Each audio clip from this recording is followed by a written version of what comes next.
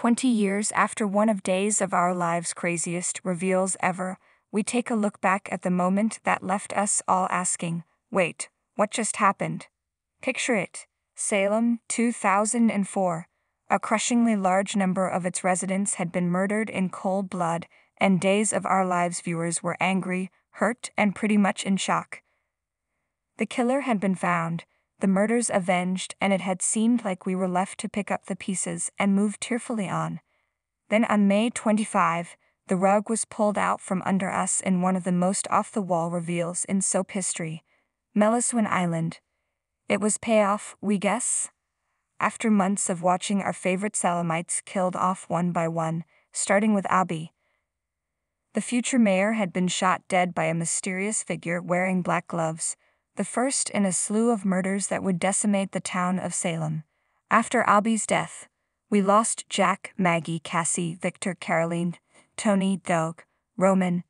Even poor Alice was killed with one of her donuts stuffed in her mouth.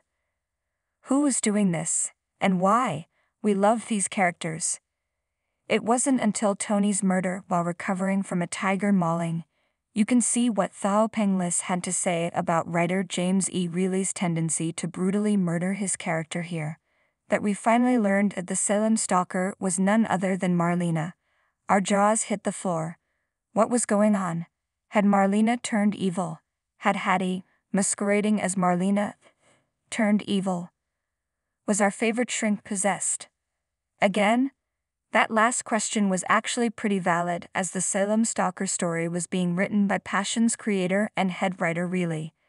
Though he was still very much working on his own show at the time, NBC had approached him in the summer of 2003 to also write for Days of Our Lives and help goose its flagging ratings. The same strategy had, after all, worked before, back when he wrote Marlena's possession storyline a decade earlier. And like Satan's Salem Vacation, actually both of them, the Salem stalker was winning some strong reactions from the viewers. Actually, it's probably safe to say they were flipping out. The cute little murder mystery had rapidly gotten out of hand and turned into an out-of-control culling. But flipping out was pretty much what Reilly wanted. As he told EW.com back in 2004, I was never trying to destroy the fabric of this show. But I did have to shake it up because it was really in trouble. Be angry at me, hate me. It shows that you are involved. But watch the show to see what happens. Stay tuned. What happened was even crazier than the increasingly bizarre murders. Once we learned that Marlena was the killer, the cops gunned her down in a shootout on the roof of the police station. She too died, and woke up in a coffin in Salem, with tropical plants everywhere. And that's when we got the big reveal, complete with a special opening for the episode that aired on May 25. Upon waking, the first person Marlena ran across was an absolutely serene Alice. "Hello, darling. I've been waiting for you," Alice cheerily greeted Marlena. "Oh," Marlena mourned. "I knew it. I'm dead." But she wasn't dead, of course, and neither was Alice. She was just on Meliswin Island. That's New Salem spelled backwards. Cute, right? Every single one of the Salem stalker's victims was, in fact, alive and living in an exact replica of Salem, built on a tropical island. Oh, and they were also given Hawaiian shirts. When Tony showed up alive on the island, too, folks were more than a little suspicious to find a Demura mixed up in the whole thing, despite his protestations of innocence.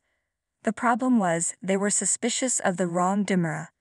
Tony, it turned out, was actually Andre, and he'd been the one who had drugged half the town, faked their deaths, brainwashed Marlena into thinking she'd been the stalker, and hauled them all to Meliswin. It was all an elaborate scheme to get revenge by giving his enemies an all-inclusive tropical vacation.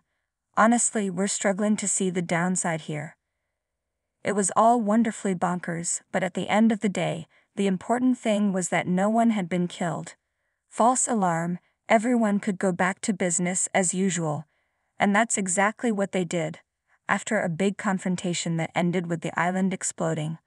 Plus Marlena and Roman took a little castle detour, courtesy of Andre, but that's a whole other tale. Stay tuned and subscribe the channel.